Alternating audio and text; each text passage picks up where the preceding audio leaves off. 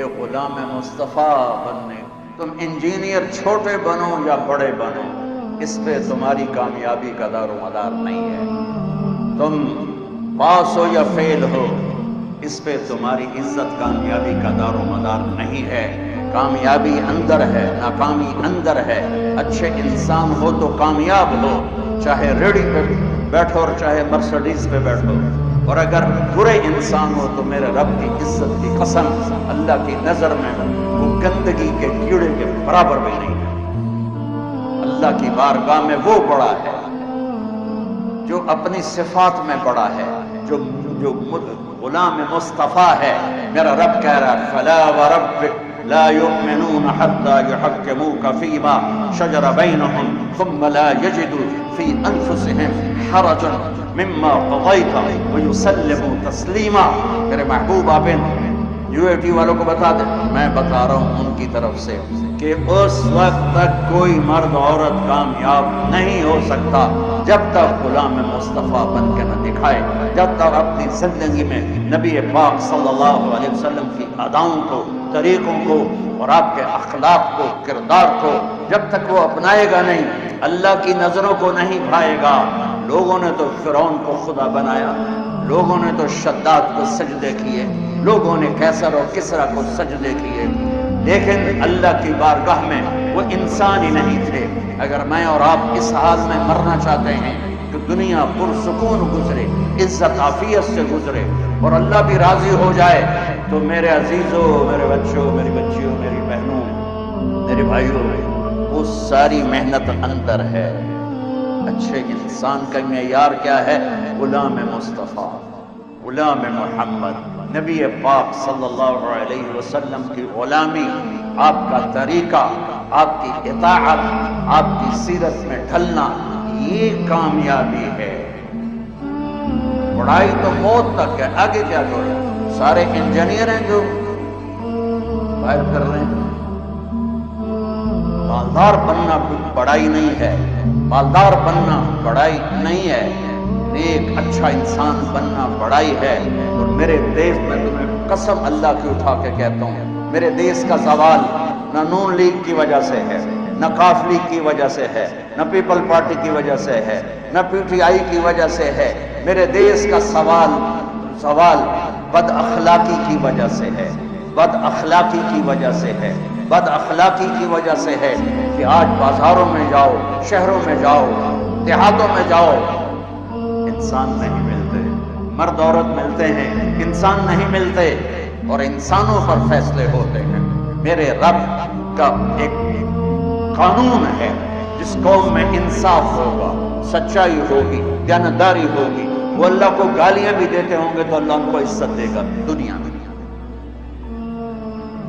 جس قوم میں سچائی ہوگی، دیانتداری ہوگی اور عدل ہوگا، اس قوم کو اللہ اونچا کرے گا، چاہے مسلمان ہیں اور چاہے کافر ہیں۔ جس قوم میں ظلم ہوگا، جھوٹ ہوگا، دھوکہ ہوگا، اس قوم کو اللہ ذلیل کرے گا، چاہے مسلمان ہیں چاہے غیر مسلم ہیں۔ 56 ملک ہیں اسلامی، ذلت کی پستیوں میں ہیں، گندگی کے کیڑے کی طرح گندگی میں پھر رہے ہیں 56 ملکوں کے ساتھ، اور ایک ملک اس میں ایٹمی طاقت ہے، عزت کہاں گئی؟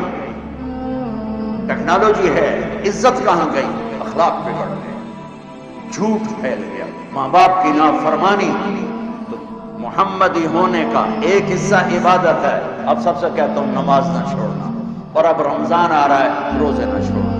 یہ اللہ کی بخشش کا مہینہ ہے، اللہ سے معافی مانگنے کا مہینہ ہے، لیکن اس کے بعد میرے نبی کے اخلاق کہ میں چلتا پھرتا محمدی نظر آؤں، میں چلتا پھرتا محمدی نظر آؤں، میرا بول چال ڈھال رفتار گفتار وہ محمدی نظر آئے، سیکھنا پڑے گا۔ اللہ کا قانون ہے کہ سچائی کے ساتھ عزت ملتی ہے، دیانتداری کے ساتھ عزت ملتی ہے، انصاف کے ساتھ عزت ملتی ہے۔ جس دیش کا وکیل بے گناہ کو 302 میں پھانسی پہ چڑھوا دے، اور جس دیش کا جج پیسے لے کر بے گناہ کو پھانسی کی سزا دے دے، اور جس دیش کا مدعی جان بوجھ کے بے گناہ کی FIR میں نام دے کر اسے میں جیلوں میں جاتا ہوں، کتنے بے گناہ پھانسی چڑھے۔ جس نے FIR کٹوائی وہ پکڑا گیا، جس وکیل نے وکالت کی برباد ہو گیا، جس جج نے پیسے لے کے فیصلہ دیا برباد ہو گیا۔ میرے دیس میں تو انصاف بھی بک جاتا ہے، تو میں سیاستدانوں کو کیا رہوں؟ میرے دیس کا ڈاکٹر نہیں ہے، تاجر ہے۔ وہ مریض کو دیکھ کے ایز اے کسٹمر آ گیا، ڈاکٹر ختم ہو گئے۔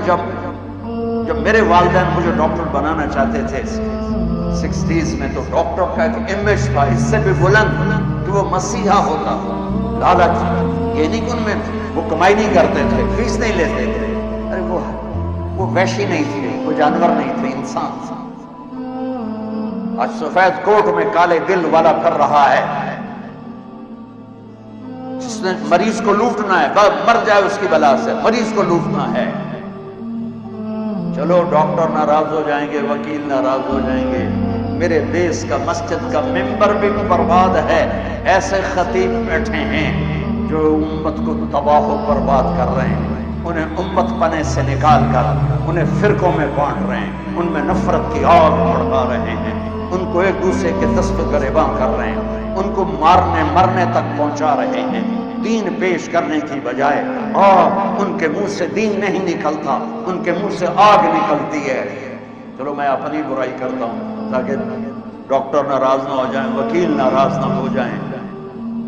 میرے نبی سے پوچھا گیا یا رسول اللہ قیامت کب آئے گی؟ دنیا کا سب سے بڑا زوال ہے کہ بچے نوجوان بچیاں سن لو میری بات، دنیا کا سب سے بڑا زوال قیامت ہے کہ ہر شے اذا السماء انفطرت واذا الكواكب انتثرت واذا البحار فجرت واذا القبور بعثرت اذا السماء انشقت واذنت لربها وحقت واذا الارض مدت والقت ما فيها وتخلت واذنت لربها وحقت۔ میرے رب کی قسم قرآن ہلا کے رکھ دیتا ہے اگر اس کے ترجمے کا پتہ ہو۔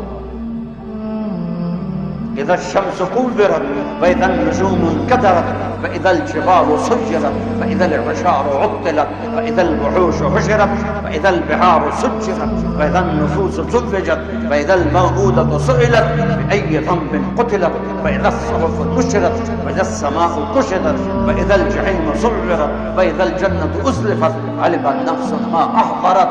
قیامت اس کائنات کا سب سے بڑا سوال ہے کہ اللہ زیر و زبر کر دے گا پوری کائنات۔ کیسے ہے؟ سنو اپنے نبی کی زبان، یا رسول اللہ متی تقوم الساعۃ، قیامت کب آئے گی؟ تو میرے نبی نے ارشاد فرمایا اللہ کو پتہ ہے۔ پوچھنے والے نے کہا یا رسول اللہ کوئی نشانی؟ بیٹیاں سن لیں غور سے، بیٹے بھی، یا رسول اللہ کوئی نشانی؟ تو میرے نبی نے کہا ان تلد الامۃ ربها، بہت سی ماؤں کا دل دکھے گا۔ میرے نبی نے کہا جب بیٹیاں بھی ماؤں کو ذلیل کریں گی تو کیا بنتا ہے؟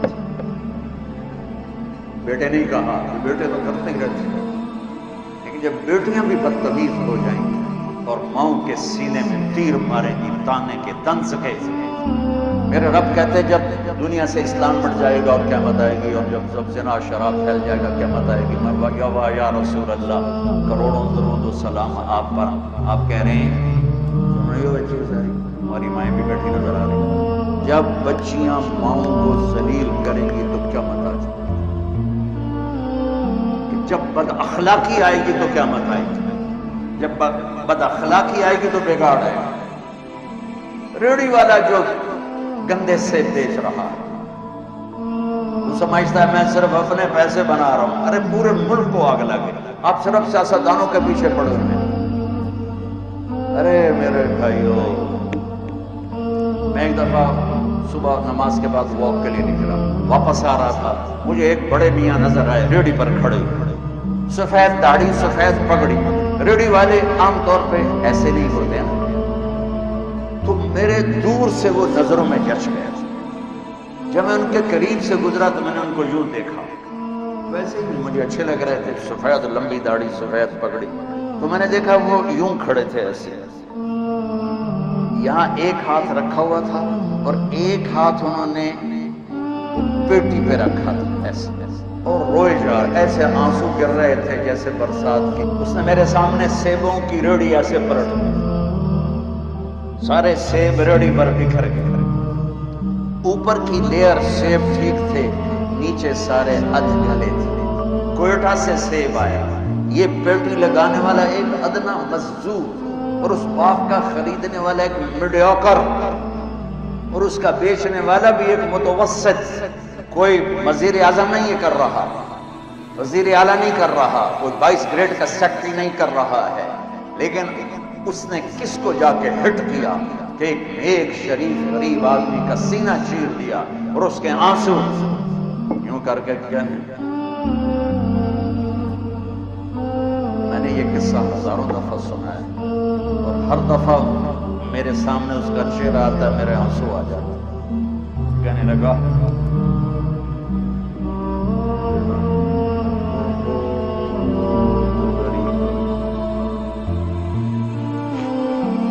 بہت نے ایسے مجھے چیر دیا، برا نماز، 5 انگلیاں برابر ہیں، بڑے اعلیٰ وکیل بیٹھے ہیں، بڑے اعلیٰ جج بیٹھے ہیں، بڑے اعلیٰ ڈاکٹر بیٹھے ہیں، بڑے اعلیٰ علماء بیٹھے ہیں، بڑے اعلیٰ مزدور بیٹھے ہیں، لیکن